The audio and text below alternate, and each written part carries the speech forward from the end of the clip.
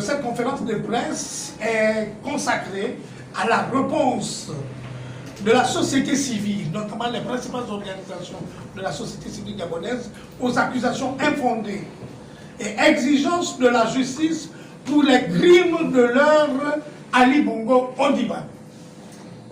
Introduction.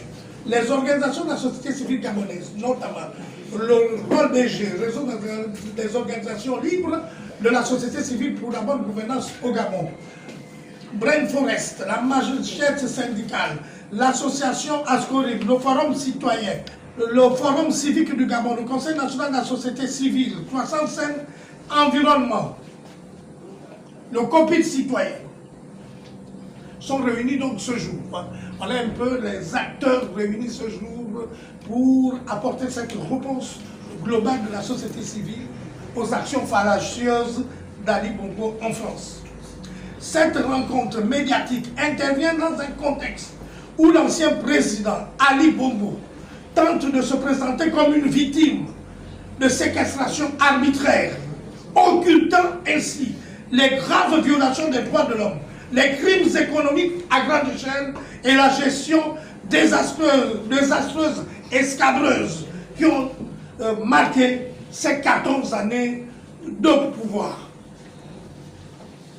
Depuis la fin du règne Bongo, plusieurs plaintes ont été déposées par la société civile en France et au Gabon pour corruption, détournement de fonds publics, répression sanglante et crimes économiques. Pourtant, au lieu de répondre à ces accusations, Ali Bongo et son entourage instrumentalisent la justice pour se poser en victime, notamment à travers une plainte pour séquestration arbitraire déposée à Paris. Les organisations de la société civile gabonaise attendent de rétablir la vérité et dénoncer cette manœuvre de diversion. Elles rappelleront l'ampleur des exactions commises sous le régime d'Ali Bongo pendant 14 ans, notamment la répression sanglante des manifestations post-électorales de 2016 avec des cas documentés de corruption et d'assassinat. Le pillage systématique des ressources naturelles, scandale du Kewazengo, détournement dans le secteur pétrolier, par lui et sa famille, par Sidia Bongo, par Noureddine Bongo, les fonds communautaires, les fonds de développement locaux ont été détournés par ces derniers. L'enrichissement illicite des membres du régime d'Ali Bongo, dont plusieurs étrangers, plusieurs membres de la mafia étrangère internationale, font l'objet d'enquêtes en France pour bien mal acquis. Cette conférence de presse est l'occasion d'annoncer des actions judiciaires en cours et à venir pour que justice soit rendue au peuple gabonais.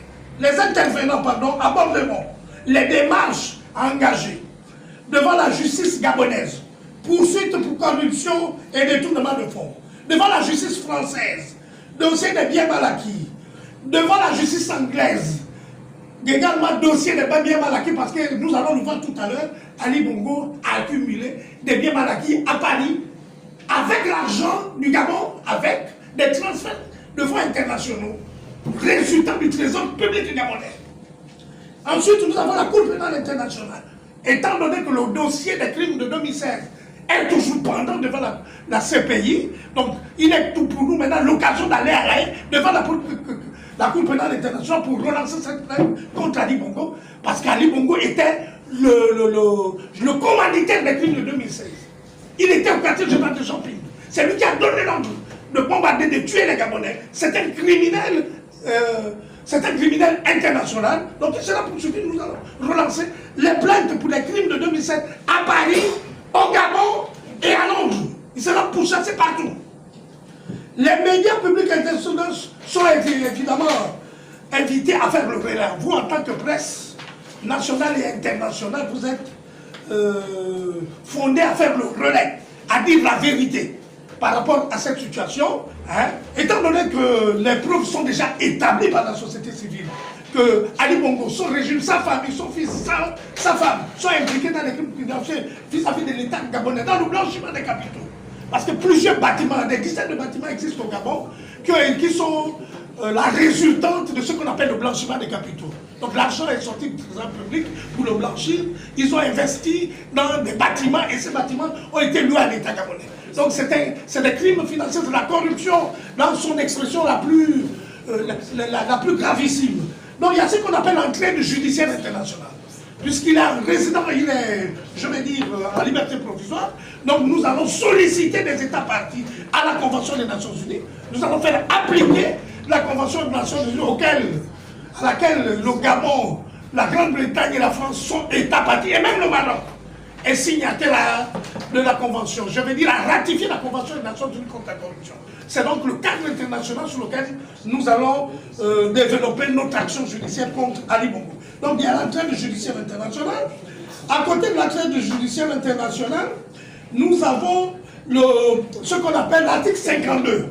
L'article 52, le recouvrement des avoirs. Parce que nous sommes là dans ce qu'on appelle des biens mal acquis. Il a détourné de l'argent, des ressources financières, et il a investi dans l'immobilier. Donc nous sommes dans ce qu'on appelle les crimes financiers à grande échelle. Il y a les dispositions de la Convention des Nations Unies, donc l'article 51 de la Convention des Nations Unies, qui fait référence à ce qu'on appelle le recouvrement des avoirs. Vous avez l'article 52, financier international en fuite. C'est un criminel financier international, c'est un criminel politique international, donc nous allons agir en conséquence. Voilà un peu notre déclaration liminaire, et nous allons pouvoir échanger en sphère de la société civile ici, à tour à tour. Nous avons la présence ici de M. Marc Ona. Nous sommes en train d'aborder un sujet très sensible qui engage non seulement le Gabon, le pays souverain, mais aussi la communauté internationale à travers la Convention de Mérida. Nous sommes face à une situation qui interpelle les Gabonais depuis des années. Vous vous souviendrez qu'en 2008, surtout en 2006, il y a eu le dossier de biens mal acquis qui concernait la famille Bongo Père. Et le 25 février 2025, le tribunal français a conclu. Et nous aurons un procès en 2026 sur ces dossiers. Je ne voudrais pas revenir là-dessus. Et aujourd'hui, nous sommes en train d'ouvrir une autre page. La page de la famille Ali Bongo, son épouse et son fils. C'est une page spécifique. Pourquoi? Parce que ces individus ont été arrêtés, pas parce qu'ils ont été à la tête de ce pays, tout simplement parce que ces personnes sont coupables de détournement de fonds, sont coupables de corruption, sont coupables de faux, usage de faux. Vous avez suivi les images qui ont circulé à travers les médias et les services spéciaux et les enquêteurs qui sont rendus au domicile de ces personnes avec le flagrant délit. Les Gabonais ont décidé d'agir. Il y a d'abord cette plainte. Et pendant que nous attendions que la justice aille au bout de sa procédure, nous avons appris, comme tout le monde, que notre président de la République, avec toute la clémence, avec toute l'humanité qu'on lui reconnaît, a préféré relâcher provisoirement, il faut retenir, provisoirement, Ali Bongo et sa famille pour des raisons de santé. Mais je suis surpris aujourd'hui que ces personnes puissent s'étendre dans les médias parce qu'ils sont hors du Gabon. Encore que les accusations qu'ils portent aujourd'hui, il faudrait les vérifier parce que est-ce que Sylvia Bongo, Ali Bongo ou Noureddine sont mieux placés pour accuser telle ou telle personne d'actes de torture, alors que nous pouvons citer les exemples où Sylvia Bongo, Noureddine Bongo, Ali Bongo ont cautionné la torture des Gabonais. J'aimerais citer Blache, la plus Alianda, Bertrand Zibi, et tous les autres comme Kelly qui sont en prison, Landry, Washington. Est-ce que la famille Ali Bongo est plus humaine que tous les autres Gabonais qui ont été torturés? Bref, Je voulais tout simplement dire qu'aujourd'hui, nous sommes face à vous pour manifester notre détermination à faire ce que nous savons faire. Si l'affaire des biens mal acquis a prospéré dans le monde pendant que les Congolais s'étaient retirés, pendant que les Équatoriens s'étaient retirés, seuls les Gabonais, à travers les Golingo-Mita, sont restés dans la plaine. C'est pour ça que cette plainte a prospéré. Nous allons poursuivre cette démarche avec ce qu'on a pu retrouver sur la famille Ali Bongo. Vous imaginez que ce soit à Marrakech, à Londres, à Dubaï. J'ai été personnellement à Dubaï, j'ai été personnellement à Paris pour enquêter sur ces dossiers de la famille Ali Bongo. Vous ne pouvez pas imaginer ce que nous avons retrouvé. Mais cette fois-ci, à partir du moment où c'est eux-mêmes qui ont ouvert la boîte de Pandore, mais nous allons nous engouffrer là-dedans pour faire ce que nous allons faire. Et les Gabonais sauront, et la communauté internationale saura exactement quelle est l'ampleur des dégâts économiques. C'est ce qu'on appelle crime économique. Vous avez à la fois un crime patrimonicide et vous avez un crime économique perpétré par cette famille pendant les 14 ans. Et je pense très sincèrement qu'il y en a qui devraient l'ouvrir, mais pas Ali Bongo, Noureddine et Sylvia. Cette plainte qu'on avait déposée, on avait des éléments qui accompagnaient cette plainte. Et je crois que quand on a déposé cette plainte au ministère de comment on appelle ça, au palais de justice, il nous avait donné un rendez-vous qui devrait plus ou moins avoir lieu le 26 juin 2024. Quand on est allé sur place, on nous a dit qu'on ne devrait pas être reçu et que c'était reporté et qu'on devrait nous informer. On ne nous a pas informés. On sait qu'à la suite de cette plainte, Madame Sylvia Bongo et son fils ont été attendus. Après, il y a eu plus ou moins la détention préventive de ces deux éléments. Et sur la base de ça, on était en attente. Que ce soit les Gabonais, que ce soit la société civile, on était tous en attente. Donc aujourd'hui, avec la sortie de Madame Sylvia Bongo Ondimba, comme le disait Georges Paga, on avait des éléments, on a des éléments sur nous qui plus ou moins condamnent ces personnes, que ce soit Ali Bongo, que ce soit Sylvia Bongo, que ce soit Noureddine, et tous ceux qui font office de fonctionnaires qui travaillaient à l'ordre, je crois, ils étaient à l'ordre de M. Ali Bongo Ondimba et de sa femme. On a des éléments. Et nous avons aussi les étrangers qui ont joué un rôle primordial, surtout dans le cadre des flux financiers et du blanchiment des capitaux. Donc aujourd'hui, notre rôle est de plus ou moins relancer, non seulement au niveau du Gabon, relancer l'État gabonais, parce que cette plainte, elle est pendante. On s'est même demandé, quand il y a eu la relaxe provisoire, on s'est demandé pourquoi on a relâché provisoire. On nous a fait savoir que c'était par rapport à l'état de santé de ces derniers. Donc aujourd'hui, on a plus ou moins fait savoir, non seulement aux autorités, mais aussi au peuple gabonais, que nous allons relancer les activités. La plainte, elle était au Gabon, mais elle ne s'est pas arrêtée au Gabon. Il y a une plainte qu'on devrait déposer en France et il y a l'autre qu'on avait plus ou moins prévu déposer à Londres. Et comme Georges Paga vous a mentionné, il y a tellement des biens, que ce soit les ambassades, les maisons, c'est-à-dire l'ambassade on dit, ça c'est la propriété de l'État gabonais, ce sont les sous, c'est-à-dire les ressources de l'État gabonais qui ont été utilisées pour l'achat, par exemple, d'un bien immobilier qui appartient à l'État. À la fin, on se rend compte que ça appartient à la famille Bongo. Soit à Noureddine, soit à Sylvia, et ce sont les mêmes qui font louer. Mais on sait très bien que l'argent est sorti des caisses de l'État. Et c'est à cause de ça qu'on avait déposé. Et il n'y avait pas seulement au niveau du Gabon, mais jusque dans plusieurs pays à l'extérieur. Vous allez, dans le fond, vous allez vous rendre compte que ça appartient aux familles. À Sylvia, Ali Bongo. Les 14 ans, c'est comme s'ils avaient fait le double de ce qu'Omar Bongo a fait à 40 ans ou 45 ans. Donc il est temps que les Gabonais sachent la vérité. Et je pense que l'option qu'elle a prise, c'était juste pour faire diversion, pour plus ou moins faire croire à l'international que les autorités gabonaises ou les peuples gabonais, je pense que j'en faire croire qu'on est derrière, mais on n'est pas derrière cette dame. Le peuple gabonais n'est pas derrière Sylvia Bongo Ondimba. Le peuple gabonais veut savoir la vérité.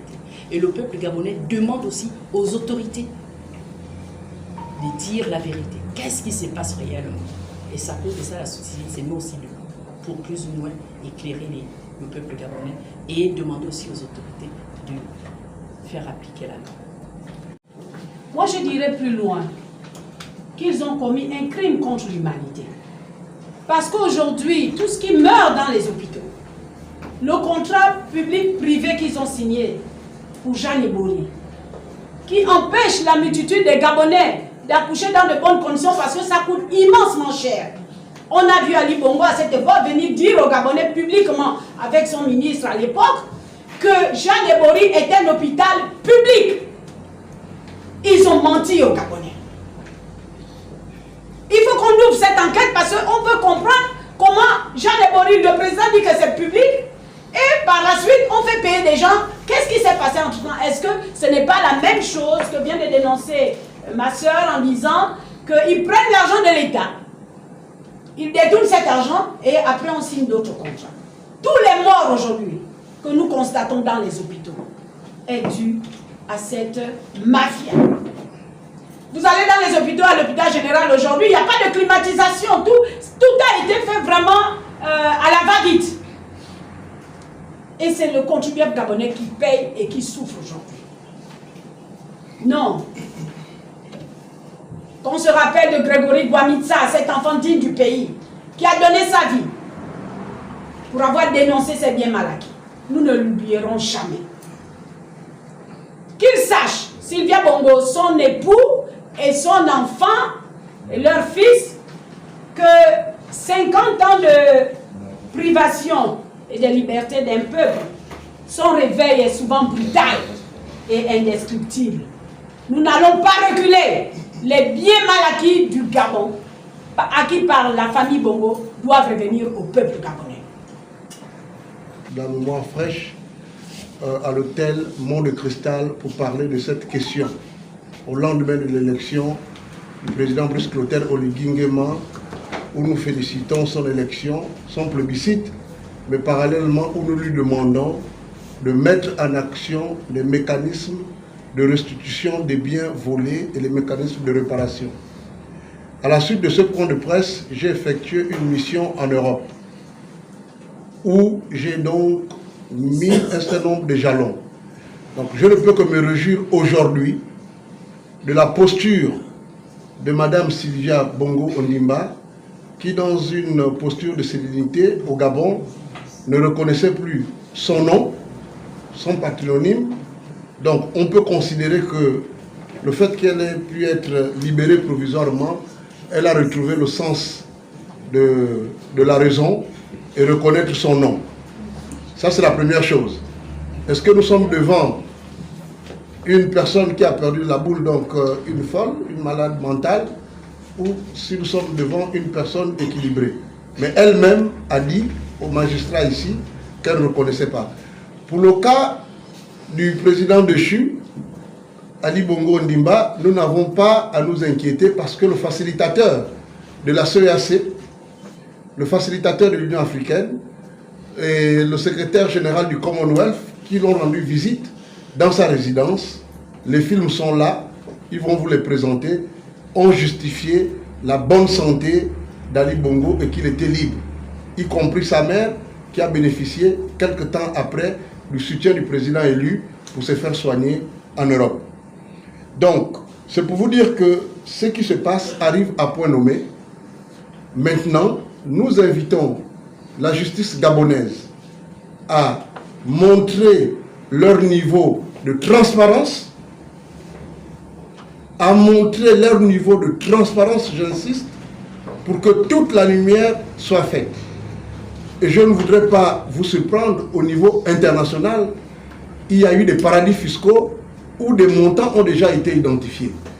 Mais peut-être que la réaction, et ce n'est pas nous qui allons vous le dire, peut-être que le deal de la libération provisoire du fils Bongo, de lui-même et de son épouse, a été le maintien ou la récupération des biens. Ça voudrait dire que nous pouvons nous rassurer certainement que le président Brice Clotaire Oligui Nguema ou son gouvernement vont faire une déclaration, mais ça voudrait simplement dire qu'il a mis le doigt là où ça fait mal. Ça voudrait dire que s'il a récupéré, c'est qu'il a bien récupéré.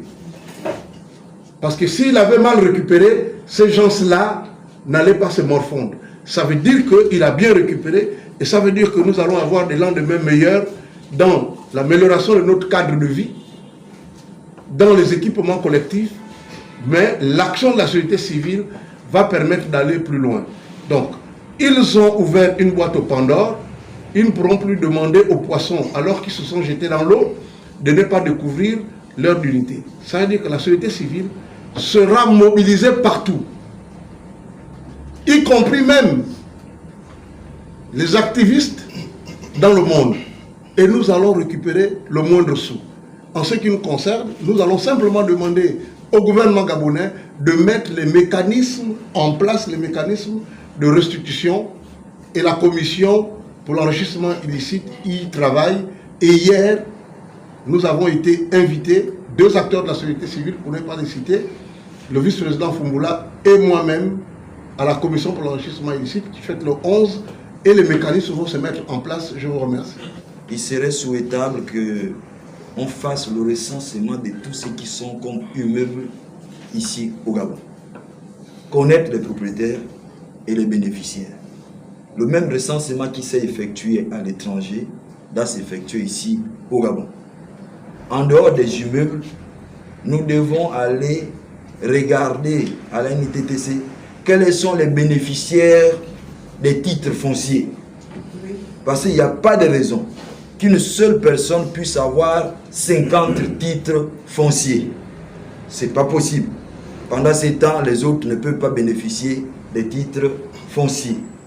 Il serait souhaitable de regarder aussi au niveau de la DGR, du B2, de la documentation. Pendant cette période, quels sont les gens qui ont été arrêtés, torturés pour des choses qui ne sont pas vraies.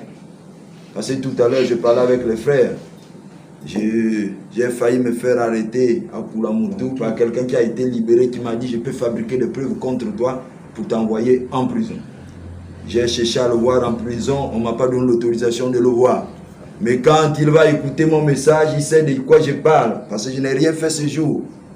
On voulait m'arrêter, m'enfermer, me prendre depuis ici et depuis Franceville. Je ne suis pas comme les autres. Les autres vont me répondre que tu étais dedans. Ouais, j'ai été questeur pendant ces régimes. Mais tu peux souffrir. Le poisson pleure dans l'eau. Mais ceux qui ne sont là-bas ne peuvent pas savoir ce qui se passe. Et je sais de quoi je parle. Ma femme a gagné une élection à la mairie d'Nzayon. On m'a torturé pour qu'elle puisse perdre cette élection. Ce sont aussi des choses. Il faut que quand les gens parlent, qu'ils sachent. C'est les mêmes aujourd'hui, beaucoup qui se retournent là. C'était la Gève. Ils ont blanchi le corps en partant se cacher derrière aujourd'hui là. C'est les mêmes. Ceux qui sont à l'étranger doivent être poursuivis à l'étranger. Ceux qui sont au Gabon doivent être poursuivis au Gabon. Voilà ce que je peux dire à ce sujet. Ceux qui ont les yeux, ils savent ce que ils vont voir. Ceux qui ont les oreilles, ils vont entendre. Il y en a qui pensent parce qu'ils sont restés ici pour changer les peaux. Et que ce sont des nouvelles personnes. Ce sont toujours des mafiosos. Et quand un mafioso ne peut pas changer, même s'il change de nom, il reste un mafioso. Voilà ce que je voulais dire. Je vous remercie. Pour être structuré, pertinent dans mon intervention, je préfère vous la présenter ici, mesdames et messieurs de la presse. Nous assistons aujourd'hui à un spectacle de très mauvais goût. Le scénario échoue à mobiliser des acteurs loyaux. Impossible d'en comprendre la chronologie, tant les rôles sont flous. Nous sommes face à une théâtralisation du dossier du régime déchu d'Ali Bongo Ondimba. Marie-Sylvia Valentin et son fils évolue en dehors de toute légalité. Il manipule l'opinion nationale et internationale. Nous devrions rappeler aux Gabonaises et aux Gabonais, quel qu'en soit leur camp, que sous leur faux couple, comme le rappelait le compatriote des 15, des maires élus par notre peuple souverain ont été torturés, frappés, humiliés à Franceville par la Légion étrangère sous le régime déchu d'Ali Bongo. Où était Sylvia? Les forces dites étrangères se permettent de traiter brutalement, de torturer des citoyennes et des citoyens gabonais, des armées qui revendiquaient tout simplement, fièrement, leur nationalité gabonaise. Nous devrions nous mobiliser. Nous devrions, vous qui êtes de la société civile, vous devriez mobiliser le peuple contre cette manipulation orchestrée par ce duo. Soyons vigilants. Ils sont tous dehors, mais ils sont nombreux. Ils ne dorment pas. L'objectif, c'est de déstabiliser la Ve République. Nous devons donc, en tant que peuple souverain, en rappeler en ces gens-là que Sylvia, à l'heure de son audition, comme le rappelait Nikez, le compatriote Nikez ici, renonçait à sa citoyenneté gabonaise et à ses liens avec Ali Bongo. Lors de son évasion, je le dis, on l'a vu auprès d'Ali Bongo, comme le précisait notre compatriote Nikez. Alors, mesdames et messieurs de la presse, qu'elle le dénonçait précédemment, elle dénonçait ce mari. Et sous le nom de Marie Sylvia Valentin, délaissant celui de Sylvia Bongo Ondimba.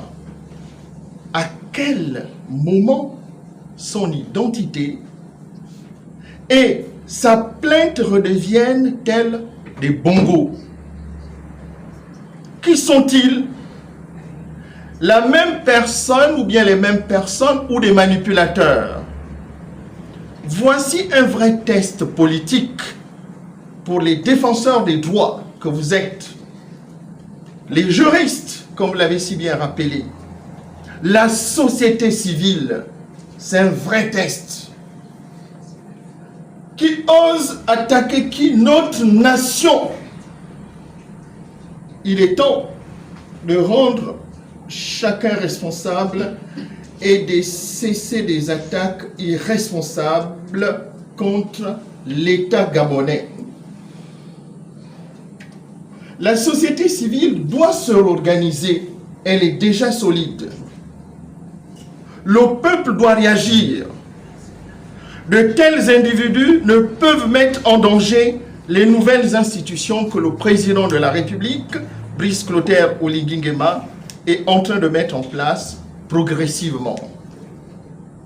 Nous suspectons une manipulation qui a pour objectif essentiel de faire croire, de détourner l'attention de la construction et de la modernisation de notre pays et à compromettre les fondations de la Ve République, en particulier les 6 piliers importants à la relance économique selon le plan stratégique du président Oligui Nguema qu'il a conçu pour mener des actions structurées en dehors des plaintes déposées à Paris, à New York, à Dakar, à Johannesburg, à Montréal, à Ottawa.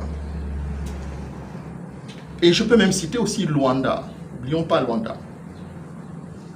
Nous envisageons également de saisir les organisations sous-régionales comme la CEAC, que nous considérons être mal informées sur la question de la gestion du pouvoir déchu. Et attention, je termine par une question. est-ce que c'est vraiment Sylvia Valentin qui a écrit ces documents? Et je voudrais que les acteurs de la société civile qui sont ici, qui ont des réseaux solides à l'échelle du monde, de bien le vérifier. Sachez bien que nous ne sommes pas à l'abri d'une déstabilisation. Ils bougent à l'extérieur. Il y a des gens qui veulent déstabiliser le Gabon. Peuple gabonais, ouvrons les yeux. Ouvrons les yeux et restons vigilants. Et que Dieu bénisse le Gabon. De la société civile ont déjà tout dit, y compris le membre éminent qui nous revient de la diaspora.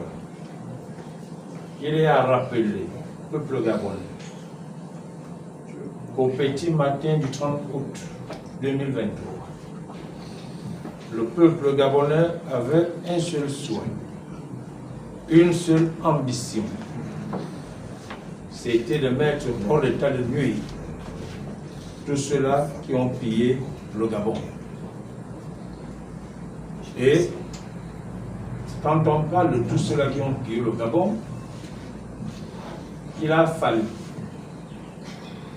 la clairvoyance des militaires pour que le Gabon ne sombre pas dans une guerre civile. Rappelons-nous de ce jour, petit matin du 30 août 2023. Le peuple gabonais avait soif de vengeance. Le peuple gabonais avait soif de récupérer sa liberté. Et les personnes qui étaient ciblées, c'est Ali Bongo Ondimba et son épouse, leur fils et compagnie. Pourquoi nous ne sommes pas arrivés à ça? Parce que Brice Clotaire Oligui-Nguema a pensé que le Gabon ne devait pas faire couler le sang. Mais nous nous souvenons que le sang a coulé en 2016 au QG de Jean Pib. Nous nous souvenons de cela. La question que nous sommes en droit de nous poser, Bongo Père a géré le Gabon pendant 42 ans. Si on regarde dans ses comptes, comparativement aux comptes d'Ali Bongo Ondimba et compagnie, en 14 ans seulement, il n'y a pas match. Pour preuve, il y a une villa qui a été achetée à Londres par Sylvia Bongo Ondimba. 60 millions de livres. Seulement en quelques 14 années. Où avez-vous eu tout cet argent? Je continue en disant, qu'est-ce qui justifie le fait que, à l'époque de Omar Bongo Ondimba, l'administration gabonaise n'était pas locataire? Revoyez bien les archives. Et qu'à partir de 2009, curieusement, l'administration gabonaise devient locataire. La question est là. Ces bâtiments qui sont loués appartiennent à qui? Ces gens qui font louer les bâtiments à l'administration gabonaise ont eu l'argent comment? Ont eu l'argent comment? Qui est donc propriétaire de ces bâtiments? Ça a été dit. La moitié de Libreville appartient à la famille Bongo Ali Ondimba et famille. En 14 ans. Nous nous souvenons aussi de ce que le régime Ali Bongo Ondimba a précarisé les retraités. Les retraités vont porter plainte parce qu'ils ont été abusés. Les retraités du secteur public, civils et militaires, qui n'avaient pas de pension. C'est Brice Clotaire Oligui-Nguema qui est venu rétablir la pension de ces retraités civils et militaires. 28 000 personnes. Nous pouvons prendre aussi un autre exemple. nous avons fait face à la Covid-19. Tous les fonds alloués pour Covid-19 ont profité à qui? À qui? Un bilan doit être fait. Un bilan doit être fait. Nous sommes étonnés que les gens qui ont été protégés par Brice Clotaire Oligui Nguema, au moment où les populations voulaient en découdre, que ces gens-là soient aujourd'hui les premiers à porter plainte contre leur libérateur. Petit matin du 30 août 2023, les Gabonais voulaient obligatoirement terminer avec la famille Ali Bongo Ondimba et compagnie. Quand ils déclarent dans les médias qu'ils ont été torturés, alors que nous avons vu le président de la Centrafrique, le président angolais et un représentant d'un organisme international rendre visite à ses parents, et ils ont déclaré, je parle de ces invités de marque, ils ont déclaré que Ali Bongo Ondimba était en bonne santé et qu'il n'avait jamais subi de torture. Mais il était en bonne santé, puisqu'il était candidat en 2023, déclaré par certains médecins, alors que nous savions qu'il n'était pas en bonne santé. Nous savons qu'il n'était pas en bonne santé, mais ces médecins complices avaient fait de lui quelqu'un de apte à concourir.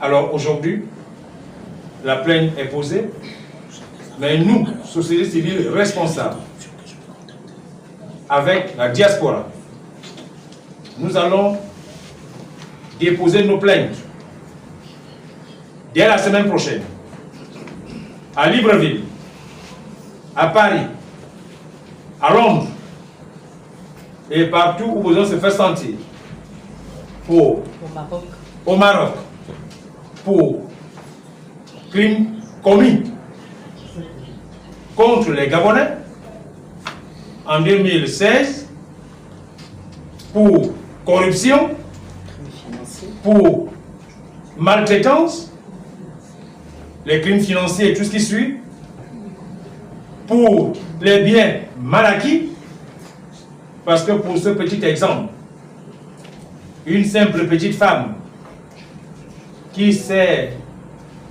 acheté une villa à Londres de 60 millions de livres, allez-y convertir ça en francs CFA pour savoir combien ça donne exactement. Dans les comptes de Bongo Père, après 42 ans, il n'y a même pas ce montant dans son compte. Cher peuple gabonais, l'heure a sonné. Au regard des grandes mesures qui sont prises par le président de la 5e République, plébiscité au 12 avril 2025, la transformation sur place du manganèse, pour la transformation de notre pays, oui, il est vrai que le Gabon n'est pas à l'abri, parce qu'il y a les forces extérieures qui veulent déstabiliser le Gabon. Et ces forces extérieures veulent passer par Ali Bongo Ondimba. Soyons unis, soyons soudés, parce que la 5e République, c'est vraiment l'élan vers notre essor, vers la félicité. Financer a eu des crimes de corps humain, des sacrifices que nous avons vécus. Aujourd'hui, les Gabonais se retrouvent locataires auprès de nos frères qui sont venus de par notre hospitalité. Aujourd'hui, les Gabonais sont dépouillés de leurs terres. Nous avons tous vu comment on déterre les corps de nos parents sous prétexte que nous avons eu des titres fonciers. Qui est à l'origine de tout ça? C'est bien le président de la République sortante avec toute son équipe. Aujourd'hui, nous voyons tout ce que le président actuel est en train de subir, les insultes de part et d'autre. Mais quelle est la personne qui est à l'origine de tous ces maux dont souffre le Gabon à l'heure actuelle? Nous revenons de loin, nous étions au fin fond. On ne peut même pas imaginer la superficie de la profondeur dans laquelle nous étions, parce que c'est inimaginable. Aujourd'hui, nous essayons un peu d'avoir du sourire grâce à Brice Clotaire Oligui. Nous avons vu l'histoire de l'île Mbani, une histoire qui date depuis combien d'années? On vient de sortir ça là maintenant, tout ça parce que les gens veulent nous mettre en discorde avec nos voisins, avec nos frères. Donc tout ce que nous souhaitons ici, tout ce que nous demandons aux Gabonais, c'est d'être vigilants. Ne nous laissons pas disperser. Parce que, comme disaient mes prédécesseurs, le président sortant avec sa famille à Londres, mais ici à l'interne, nous en avons, avec qui ils collaborent, ceux qui sont prêts en écoute, avec la paisible vie que le Gabonais est déjà en train d'avoir. Parce qu'on ne peut pas se leurrer, nous commençons à sourire, et nous allons sourire. Nous sommes allés, nous sommes les femmes de messieurs de l'intérieur, nous avons vu. C'est que le président actuel est en train de faire. Donc, quelqu'un qui dit qu'il a été torturé, mais lui, il a torturé combien? Nous avons vu nos enfants qui ont été décapités, des organes enlevés, cruellement, en larmes. Les pleurs ont perdu les parents ici. Il y a même des dépouilles qu'on n'a pas retrouvées jusqu'à l'heure actuelle. Donc ce n'est pas lui qui peut venir parler de torture. Nous avons vu, pour nous prendre comme exemple, M. Yama qui a été emprisonné. Il a perdu sa femme. Ils ont interdit même qu'il aille enterrer sa femme. Lui-même étant malade, on a interdit qu'il sorte pour aller se faire soigner. Mais ce n'est pas lui qui peut venir parler de torture. Il ne peut pas parler de torture aucunement, ce n'est pas possible. Donc, peuple gabonais, soyons vigilants. À l'heure actuelle, nous sommes là à la reconstruction de notre pays. Nous avons besoin de tout. Donc, les perfides trompeurs qui veulent venir nous distraire, on nous en compte, mais la plainte va se faire. Nous allons nous lever, comme on a dit, nous allons nous lever. Et on va se lever. Et nous allons gagner cette bataille. Pour cela, nous devons être unis. Je vous remercie.